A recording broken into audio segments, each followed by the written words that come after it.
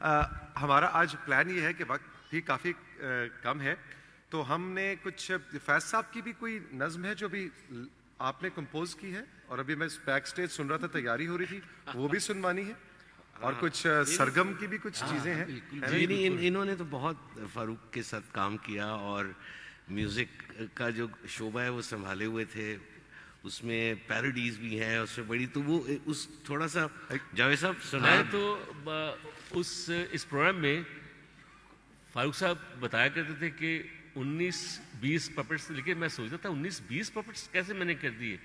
तो वो कहते, चूँकि मैं पपेट्स की तरफ आ गया और जितनी कवालियाँ जैसे अभी किताबें में बातें करती हैं, इस तरह की कवालियाँ बहुत सारी मैंने गाई। जावेद साहब ने कोई मेरा ख्याल 700-800 गाना जो था उसमें गाए गाने, सरगम 700-800 गाने अंकल सरगम के गाए हर एपिसोड के।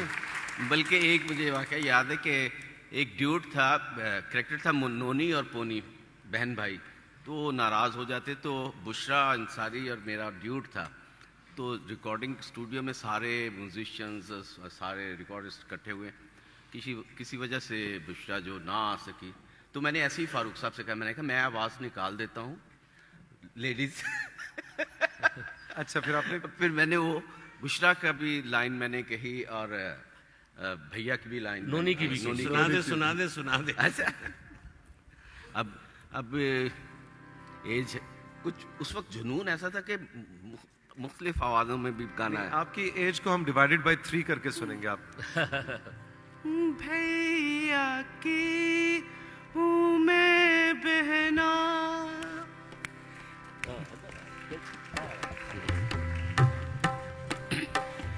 भैया की हूँ मैं बहना, क्यों नोनी भैया है ना, तुझसे है मेरी कुट्टी, जा तुझसे बोलूं मैं ना, भैया की हूँ मैं बहना, गुड़िया भी मेरी तोड़ी, गल्ला भी मेरा तोड़ा, छीने हैं मेरे पैसे, शिकवा करूं मैं कैसे, अब छोड़ो कुट्टी बुट्टी, झगड़े की कर दो छुट्टी, जब एक ही घर में रहना, तो झगड़ा काहे करना, भैया की है तू बहना। Thank you.